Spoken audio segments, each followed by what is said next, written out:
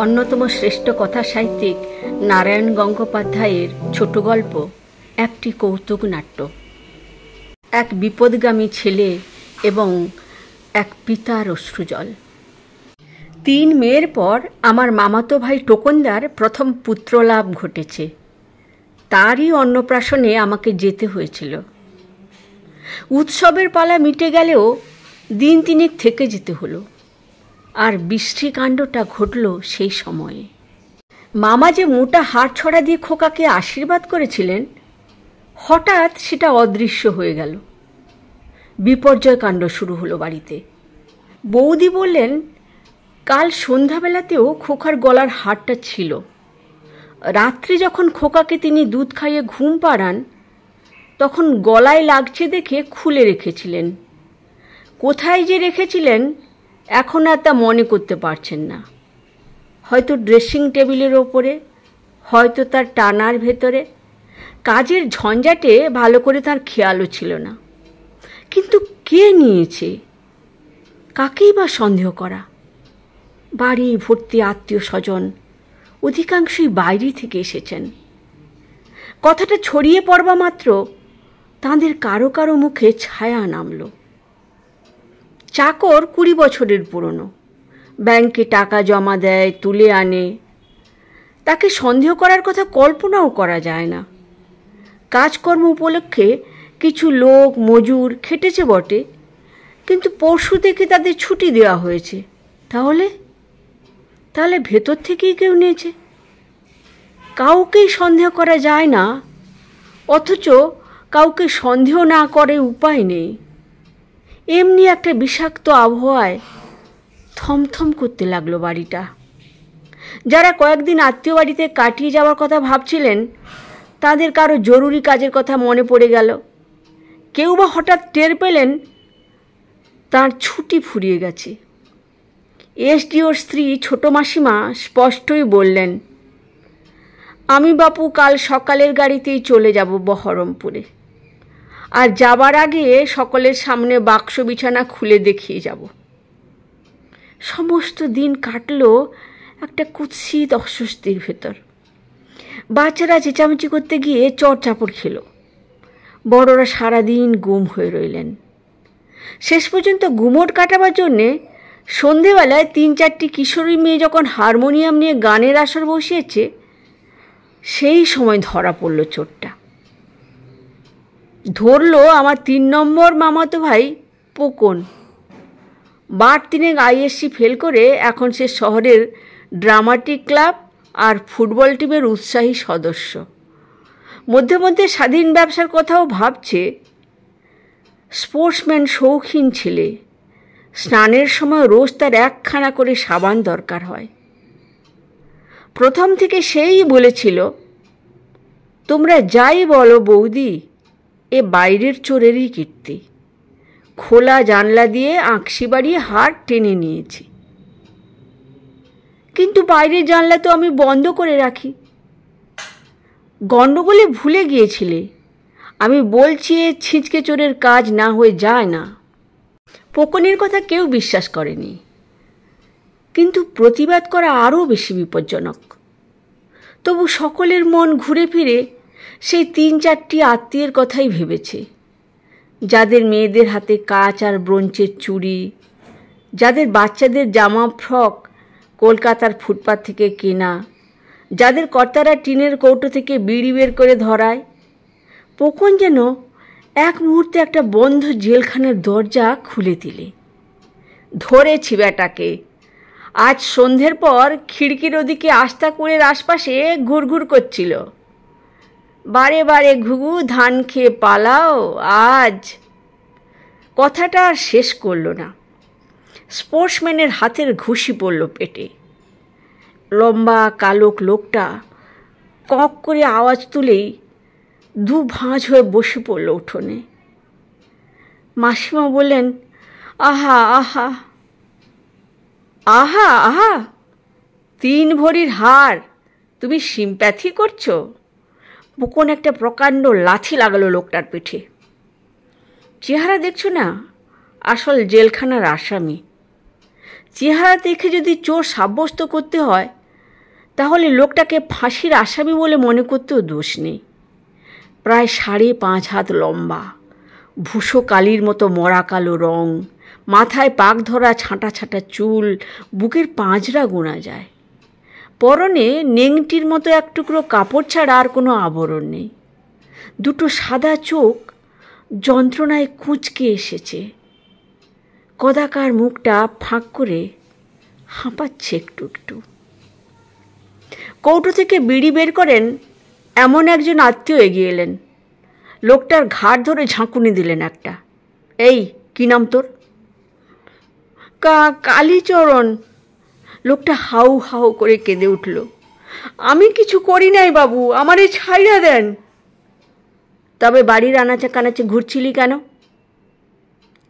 অনেক কলকাতা পইড়া আছে, খাওনের কিছু পাই নাকি খুঁজতে আছিলাম। পাকিস্তান থেকে আসছি, আমার কেউ নাই, ভিক্ষা শিক্ষা কইরা খাই। আমি চোর না বাবু, মিথ্যা আমারে।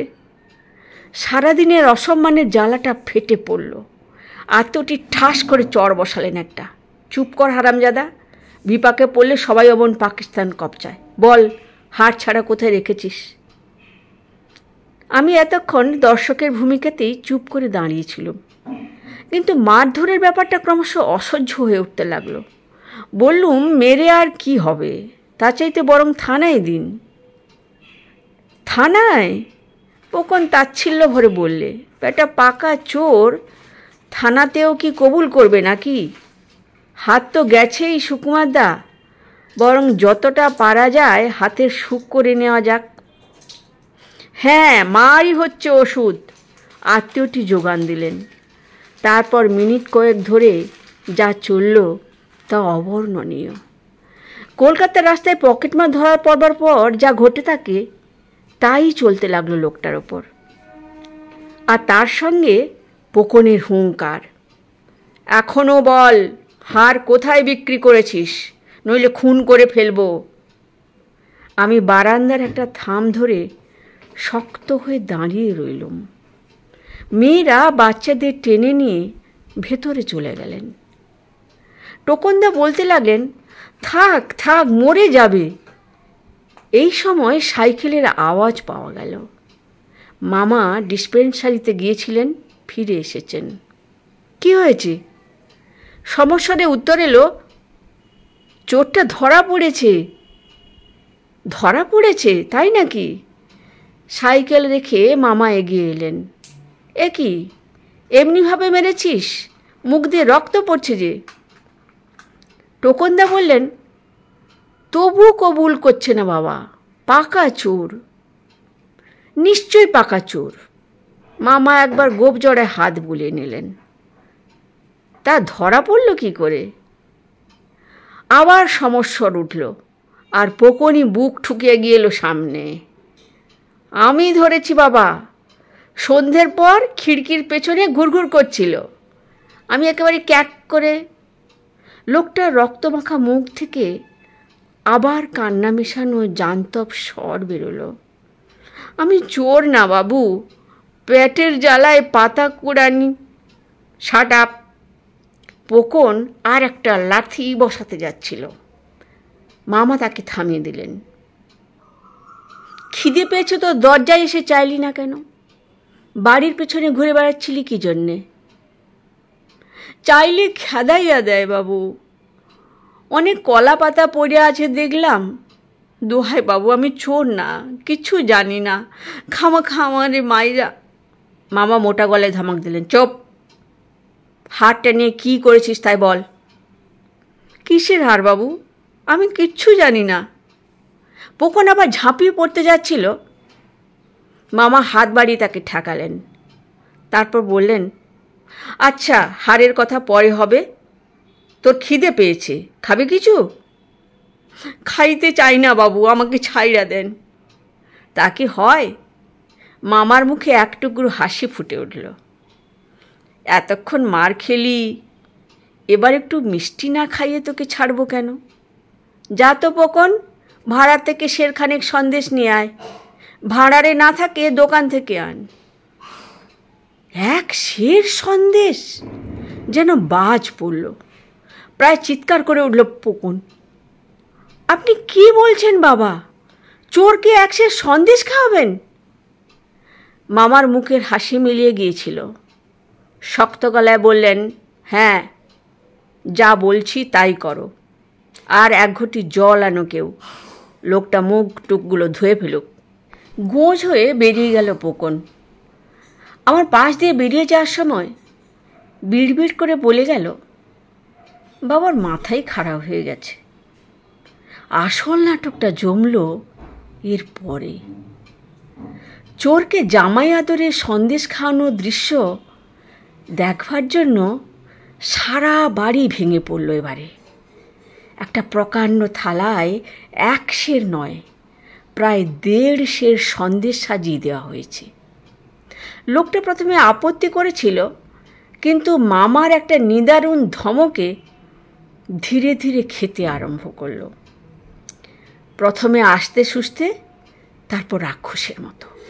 মনে হলো কতদিন সে খায়নি। ক্ষুধা আর লোভের এমন মূর্তি এর আগে আমি কোনোদিন দেখিনি।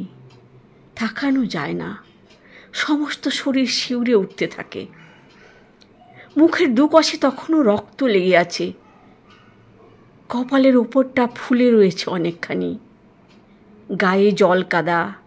উঠোনের লালচে ইলেকট্রিকের আলোয় নিজের চারপাশে একটা কদাকার ছায়া রচনা করে লোকটা কোকরাশে সন্দেশ গিলছে।